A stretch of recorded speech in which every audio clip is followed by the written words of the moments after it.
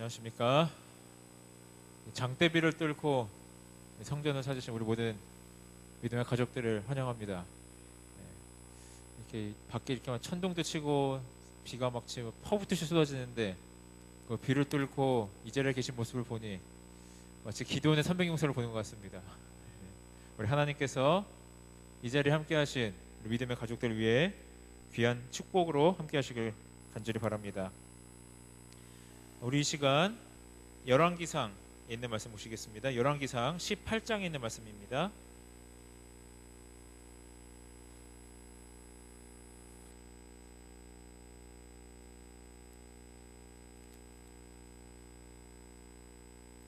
열왕기상 18장 내용이 좀 긴 관계로 부분 좀 발췌해서 읽도록 하겠습니다. 18장 1절입니다. 많은 날을 지내고 제3년에 여호와의 말씀이 엘리야에게 임하여 가라사대 너는 가서 아합에게 보이라 내가 비를 지면에 내리리라. 16절로 넘어가겠습니다. 오바댜가 가서 아합을 만나 고함에 아합이 엘리야를 만나려 하여 가다가 엘리야를 볼 때에 저에게 이르되 이스라엘을 괴롭게 하는 자여 내냐. 저가 대답하되 내가 이스라엘을 괴롭게 한 것이 아니라 당신과 당신의 아비의 집이 괴롭게 하였으니 이는 여호와의 명령을 버렸고 당신이 바알들을 쫓았습니다. 그런즉 보내어 온 이스라엘과 이세벨의 상에서 먹는 바알의 선지자 450인과 아세라의 선지자 400인을 갈멜산으로 모아 내게로 나오게 하옵소서. 계속 읽겠습니다. 아합이 이에 이스라엘 모든 자손에게로 보내어 선지자들을 갈멜산으로 모으니라.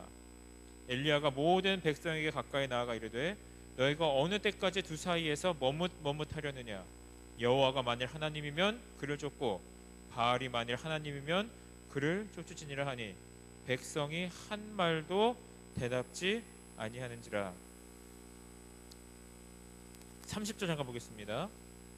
엘리야가 모든 백성을 향하여 이르되 내게로 가까이 오라. 백성이 다 저에게 가까이 오매 저가 무너진 여호와의 단을 수축하되. 여기까지만 읽겠습니다. 우리가 엘리야 하면 가장 먼저 떠오르고 가장 좋아하는 이야기가 바로 열왕기상 18장에 나타나는 이야기들입니다. 저는 이 말씀의 본문을 가지고 보이지 않는 기도와 부흥이라는 제목으로 함께 말씀을 나누려고 합니다. 저는 우리 재림교회에서 3대째 신앙을 하고 있습니다. 우리 할아버지께서 처음 이 재림교회를 받아들이셨고 또 아버지 저에게로 그 신앙이 이제 전수되어서 저는 3대째, 우리 아이들은 4대째 재림 신앙을 하고 있습니다. 그리고 조금만 더 눈을 크게 뜨고 찾아보면 이 교회에서 4대째 그리고 최근에는 5대째 재림 신앙을 하는 사람들도 아이들도 있음을 이제 보게 됩니다. 이제 이렇게 얘기를 하면 이 재림 신앙이 4대째 5대째 이어지고 있다는 얘기를 하면 한편으로는 그 재림 신앙의 뿌리가 내려지고 있으면 또 감사한 마음이 드는가 하면 또 한편으로 어떤 마음도 드십니까? 지금 계속 이 재림 신앙의 이 뿌리가 점점 이 시간을 흘러 이렇게 대를 이어서 넘어가는데 여전히 우리는 무엇을 기다리고 있어요? 재림을 기다리고 있어요. 다시 얘기해서 시간이 지나도 고대하는 예수님은 오지 않는 그런 이 세상 속에서 우리가 살아갑니다. 기대하는 때가 오지 않는 이 세상 속에서 이 시기에서 과연 우리는 어떻게 이 시기를 준비하고 이 시기를 보내야 할 것인가, 거기에 대한 좀 이야기를 나누려고 합니다. 19절에 잠깐 보시면 18장 19절에 보시면 바알의 선지자가 몇 명 있었습니까? 450명 있었습니다. 그죠? 그 아세라의 선지자가 몇 명이었습니까? 400명. 토탈 850명을 엘리야 선지자가 겁도 없이 아합 왕을 통해 갈멜산으로 이제 모집을 합니다. 그러니까 몇 대 몇이에요? 18대 1도 아니고 850대 1입니다.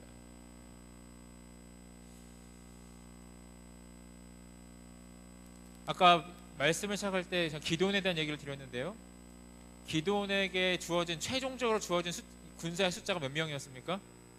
네, 300명이었습니다. 300명이 더불어 싸워야 군사의 숫자는 몇 명이었는지 기억하십니까? 13만 5천 명이었습니다. 성경의 여러 이야기들을 살펴보면 하나님께서는 다수의 사람을 찾으시지 않는다는 것을 보게 됩니다. 네, 그렇습니까? 네. 하나님께서는 한 번도 다수의 사람을 찾아 헤맨 적이 없으셨어요. 물론 그 소수의 사람을 찾고자 하셨는데 그 소수의 사람을 통하여 다수의 사람을 구원하고자 하셨지만 하나님께서 항상 쓰시는 방법은 그분의 사업을 이루기 위하여 들었을 수 있는 한 사람 혹은 두 사람, 아주 소수의 사람을 통하여 그분의 사업을 시작하려고 하셨습니다.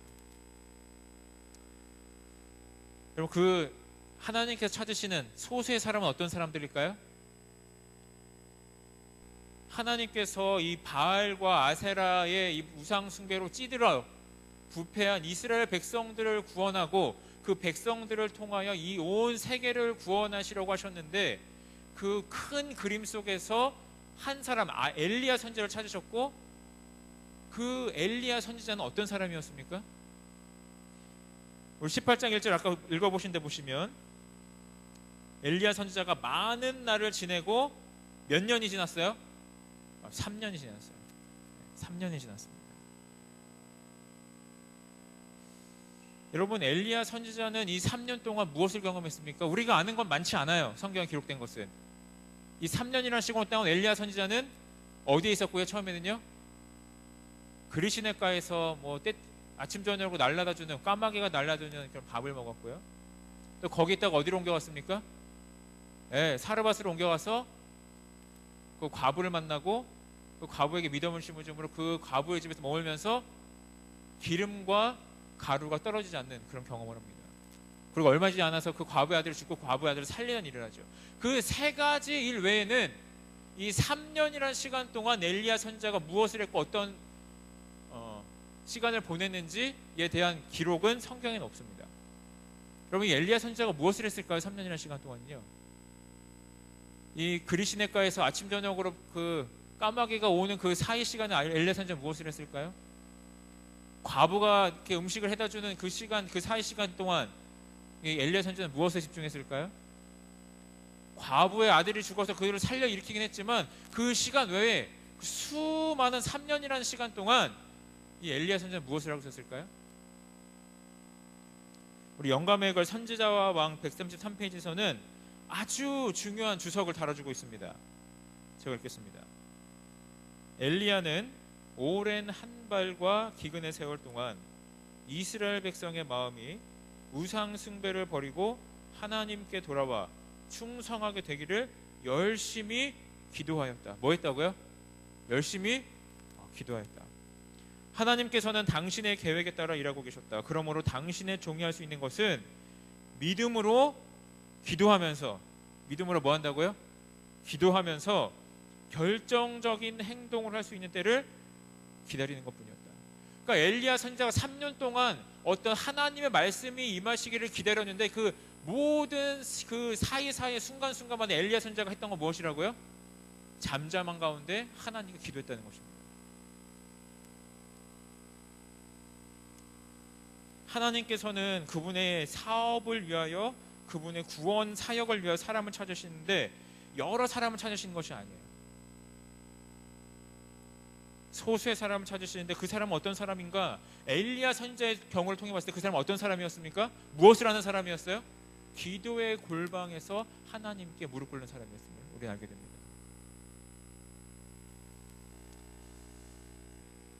한 책에서 목사님, 그 책을 기록한 목사님의 이런 글이 있어서 잠깐 소개를 해드리려고 합니다. 그 글을 읽는 독자들과 성도들에게 던지는 질문이었어요. 솔직하게 묻고 싶다. 개인적으로 당신은 기도하는가? 나는 지금 목회자가 기도하는 것이나 부모님이 기도하는 것을 들어본 적이 있는가? 기도를 주제로 한 성경 공부를 해본 적이 있는가? 또는 기도에 관해 가르쳐 본 적이 있는가라고 묻고 있는 것이 아니다. 나는 당신이 개인적으로 기도하는가라고 물었다. 지난 일주일 동안에 얼마나 많은 시간을 기도에 할애했는지 말할 수 있겠는가?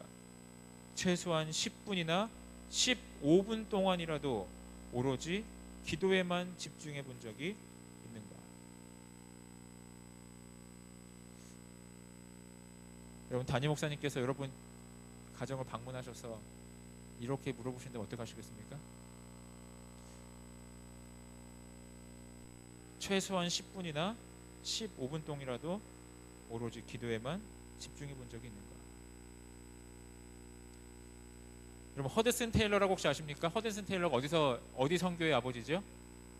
중국 선교의 아버지죠. 그 아버지의 삶을 곁에서 지켜봤던 그 하워드 테일러, 그 허드슨 테일러 선교사의 아들이 훗날 아버지를 회상하면서 이렇게 얘기했습니다. 만일 내 아버지의 기도가 없었더라면 중국에는 40년 동안 태양이 떠오르지 않았을 것이다. 그러니까 이 중국의 허드슨 테일러를 통하여 복음의 빛이 들어왔는데 그 복음의 빛의 원동력이 어디에 있다고 얘기하는 겁니까? 이 아들이요? 네, 기도에 있다고 얘기하는 것이죠.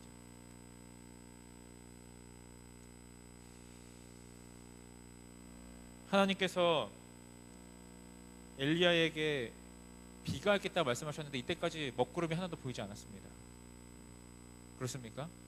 여전히 하나님의 말씀은 있었으나 여전히 땅은 메마르고 시내는 그 물을 내기를 그쳤고 하늘은 쨍쨍했어요. 그것은 마치 하나님께서 예수님께서 이 땅에 다시 오겠다고 말씀은 하셨으나 그분께서 타고 오시는 구름은 우리의 눈에 하나도 보이지 않는 것만 같은 그런 모습이 아닌가 생각이 듭니다. 여전히 우리는 재림을 기다리고 있고 예수님은 보이지 않는 이때에 우리에게 필요한 것은 무엇일까요? 엘리야의 삶을 보건대 우리 재림 성도들에게 필요한 것은 아마도 엘리야가 그랬던 것처럼 골방에서 기도로 준비하고 기도로 그분의 임재를 기다리는 것이 아닐까 생각이 듭니다. 여러분, 우리 재림 성도를 일컬어 사람들이 우리 자칭 뭐라고 얘기합니까? 나온 자손이라고 하죠. 나온 백성. 네. 나온 백성에게 가장 필요한 것이 무엇인가? 우리가 열심히 선교도 해야 되고 봉사도 해야 되겠지만 그 모든 준비와 봉사 중에서 가장 최고의 봉사와 최고의 준비는 뭐냐면 기도로 그분과 교제하고 기도 속에서 그분의 재림을 기다리는 것, 그것이 아닐까 생각이 듭니다. 우리 사랑하는 성도 여러분, 오늘 이 엘리야의 삶 가운데서 나타나는 그 기도의 삶이 오늘 우리의 기도의 삶이 되어서 재림을 기다리는 우리의 하나의 무릎 꿇는 그리스도의 모습이 되어주시기를 간절히 바랍니다. 그럼 이 일이 있은 후에 엘리야 선지자가 어떻게 제안을 합니까? 이 선지자들 다 불러다가 무슨 제안을 하죠? 갈멜산으로 가서 너가 믿는 바알이 진짜 하나님인지 내가 믿는 하나님이 진짜 하나님인지 이제 결판을 내자고 하죠. 그래서 하늘에서 뭐가 내리면요? 불이 내리면 그 불을 내리는 신이 진짜 하나님인 줄 알고 우리가 그렇게 하자, 이렇게 얘기를 합니다. 여러분, 이 25절 이후에 보시면 이 바알과 아세라 선지자들이 얼마나 헌신적인지 몰라요. 그렇습니까? 한번 보실까요? 26절입니다. 저희가 그 받은 송아지를 취하여 잡고 아침부터 낮까지 바알의 이름을 불러 가로되 바알이여 우리에게 응답하소서 하나 아무 소리도 없고 아무 응답하는 자도 없으므로 저희가 그 쌓은 단 주위에서 뛰놀더라. 오정에 이르러는 엘리야가 저희를 조롱하여 가로되 큰 소리로 부르라. 저는 신인즉 묵상하고 있는지 혹 잠깐 나갔는지 혹 길을 행하는지 혹 잠이 들어서 깨워야 할 것인지 하매 이에 저희가 큰 소리로 부르고 그 규례를 따라 피가 흐르기까지 칼과 창으로 그 몸을 상하게 하더라. 여러분, 이 바알과 아세라 선지자들도 그들이 믿는 신에게 헌신했습니까? 네, 헌신했어요. 이렇게 자기의 몸에 피를 내면서까지 헌신했다는 건 그들에게 믿음이 있음을 얘기합니까? 믿음이 있었어요. 엘리야 선지자도 하나님께 헌신했지만 바알과 아세라의 선지자들도 그들의 신에게 뭐 했어요? 헌신했어요. 엘리야 선지자도 기도했지만 이 바알의 선지자들도 뭐 했습니까? 기도했어요. 엘리야 선지자도 믿음이 있었지만 이 바알의 선지자들에게도 뭐가 있었습니까? 분명한 믿음이 있었습니다. 여러분, 여기서 우리는 굉장히 중요한 질문 하나 하게 됩니다. 정말 진심으로 믿으면 그 믿음만으로 우리가 구원받을 수 있습니까? 그래요? 진심으로 믿으면 그 진실한 온전한 믿음이 우리를 구원해 줄 수 있습니까?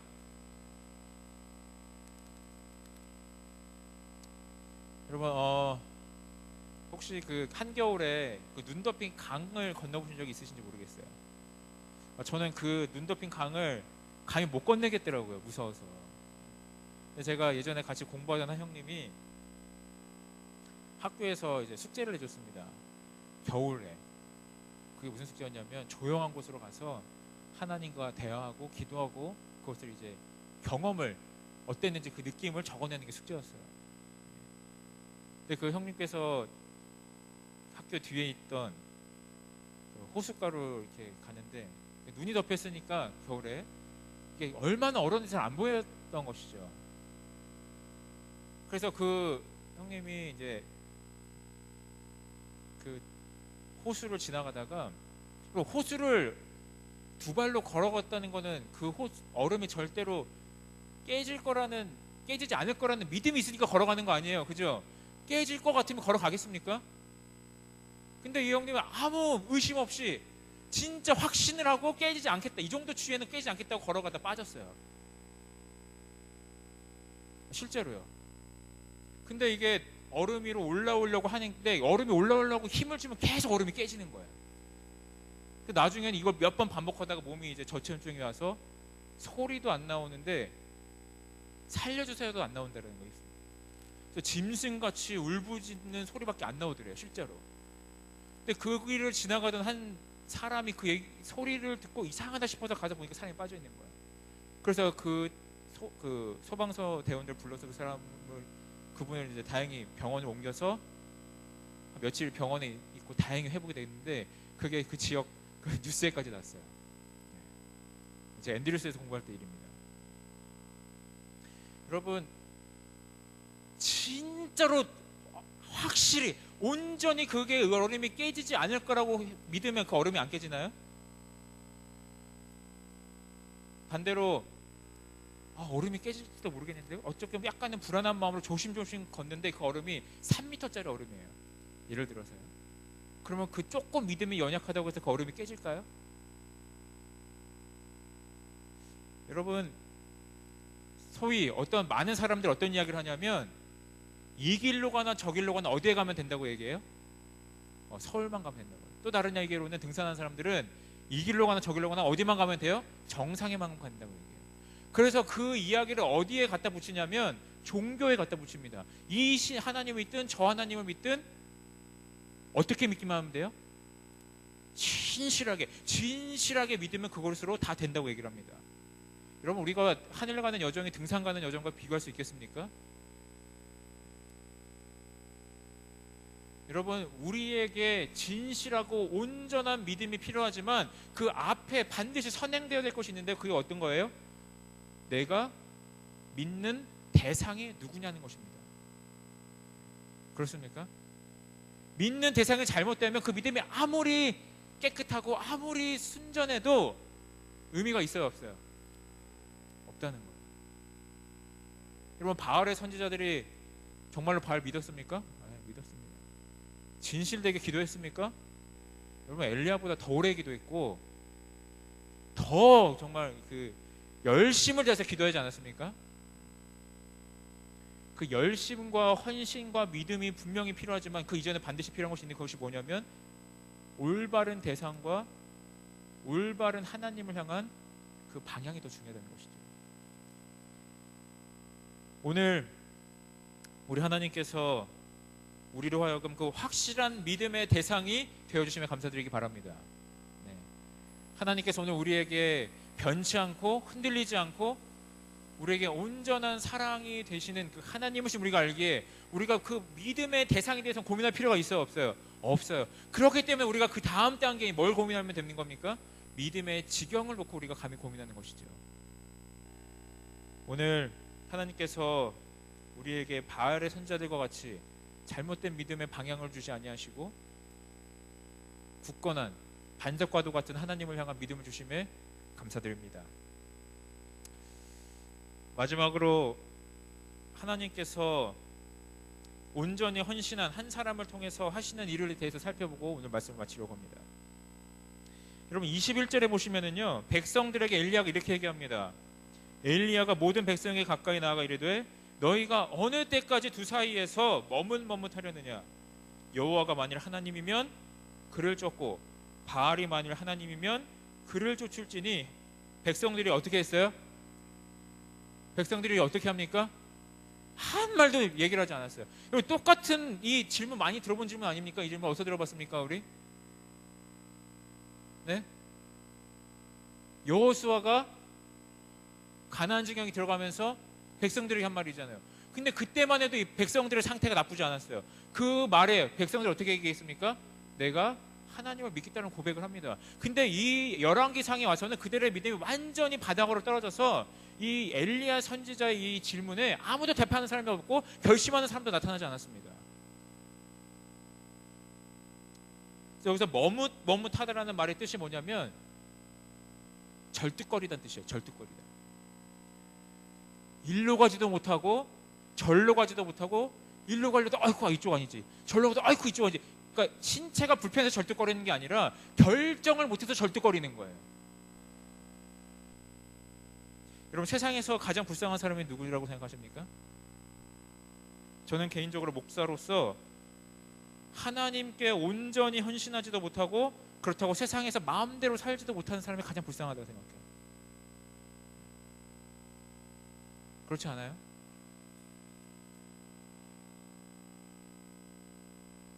그래서 하늘에도 그의 이름이 없고 이 세상에도 그의 이름이 없는 사람, 그야말로 하나님과 세상 사이에서 머뭇머뭇하면서 절뚝거리는 사람이 어쩌면 가장 불쌍한 사람이 아닐까 싶어요. 이런 자들을 위하여 하나님께서 하시는 일이 무엇인가? 여러분 엘리야 선지자가 하늘에서 불이 내려오기를 기도하기 전에 무엇을 했는지 아십니까? 무엇을 먼저 했죠? 30절에 보시면 엘리야가 모든 백성을 향하여 이르되 내게로 가까이 오라. 백성이 다 저에게 가까움에 엘리야가 무엇을 했습니까? 무너진 여호와의 단을 수축하더라. 그동안 황폐해졌던 하나님의 그 제단을 뭐 한 거예요? 다시 보수한 것이죠. 여러분 저는 여기서 한 가지 패턴을 보게 됩니다. 하나님께서는 백성을, 온 세상을 구원하시기 전에 소수의 한두 사람의 사람을 부르세요. 하나님 앞에 기도로 헌신한 온전한 사람을 부르시는데 그 사람을 통하여 가장 먼저 하시는 게 뭐냐면 무엇을 하는 겁니까? 무너진 제단을 수축하는 일을 먼저 하십니다. 그리고 무너진 제단이 회복되었을 때, 다시 여기서 예배가 회복되었을 때 그 회복된 제단 위에 뭐가 내려옵니까? 하늘에서 불이 내려와요. 여러분 불이 내려온 것은 무엇을 상징합니까? 불이 내려온 건 무엇을 상징하죠? 여러분 구약 성경에서 하나님께서 직접적으로 불을 내리신 경우가 이때를 제외하고 3번이 나옵니다. 첫 번째는 레위기 9장에 모세와 아론이 하나님 앞에 제사 드릴 때 하나님께서 불을 내리셨어요. 두 번째는 역대상 21장에 다윗이 오르다는 그 타작마당에서 번제를 드릴 때 하늘에서 불이 내렸습니다. 그리고 역대하 7장에서 솔로몬이 성전 봉헌을 할 때에 하늘에서 불이 내려왔어요. 여러분 그 하늘에서 불이 내린 거는 불 속에 임하신 하나님의 임재를 나타냅니다. 맞습니까? 다시 얘기해서 하나님께서 온전히 헌신한 사람을 통하여 예배, 제단을 회복하시고 회복된 제단 속에 뭐 하시는 거예요? 불로 임재하십니다.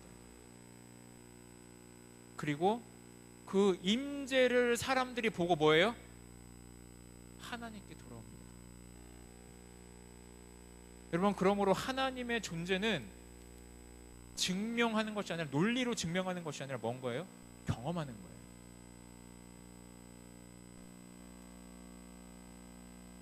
오늘날 이 기독교가 이토록 힘이 없이 매가리가 없는 이유가 뭡니까?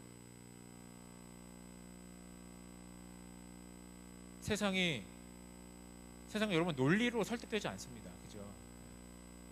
하나님의 존재를, 하나님의 임재를 경험했는데 그걸 경험을 하지 못하는 거예요.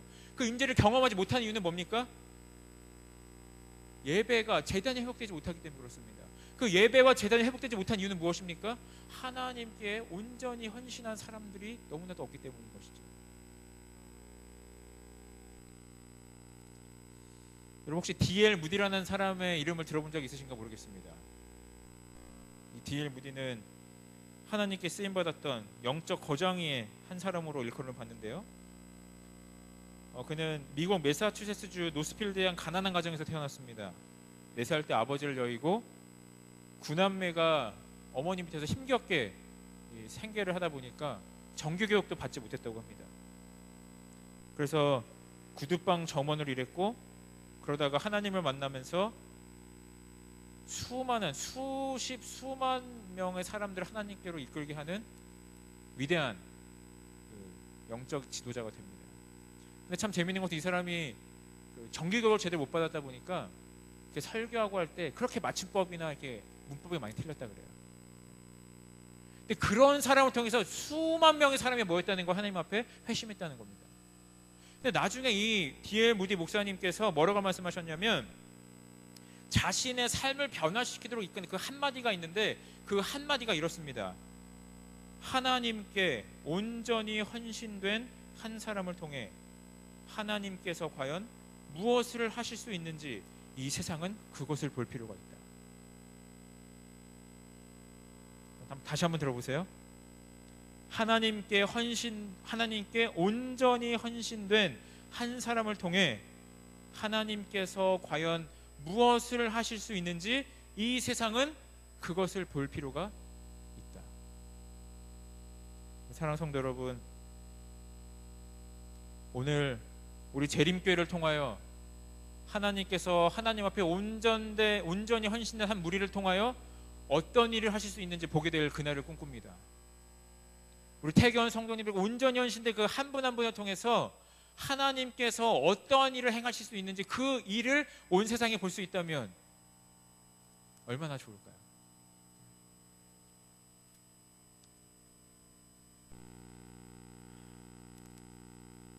신약 성경으로 넘어오면 그 동일한 패턴이 이렇게 나타납니다. 하나님께 온전히 헌신한 그리스도께서 이 땅에 오시고 십자가에서 그분의 희생을 통하여 태초에 약속된 그 희생과 예배가 온전히 회복되고, 그 회복된 예배와 제사를 통하여 오순절날 불이 내려오고, 그 불이 내려 변화된 그 사도들을 보면서 온 세상에 그리스도를 보게 됩니다. 사랑하는 성도 여러분, 오늘날 하나님께서 보이지 않는 골방에서 하나님 앞에 헌신한 온전한 그분의 사람을 찾으십니다. 그리고 그 사람들을 통하여 무엇이 회복된다고요? 예배가 회복되고, 예배가 회복될 때 하나님께서 이 땅에 임재하셔서 그분의 임재를, 우리를 통한 그분의 임재가 온 세상에 드러날 때 세상 사람들이 우리를 통하여 나타내어지는 그분의 임재를 보면서 하나님 앞에 부복하게 될 것입니다. 오늘 하나님께서 구약 성경에 나타나셨던, 그리고 신약 성경의 오순절날의 역사를 통하여 보여주셨던 그 일이 오늘날 재림을 기다리며 살아가는 우리 재림 성도와 이 교회 가운데 충만하게 되기를 간절히 바라면서 오늘 말씀을 마치겠습니다. 우리 함께 좀 기도 제목을 나누고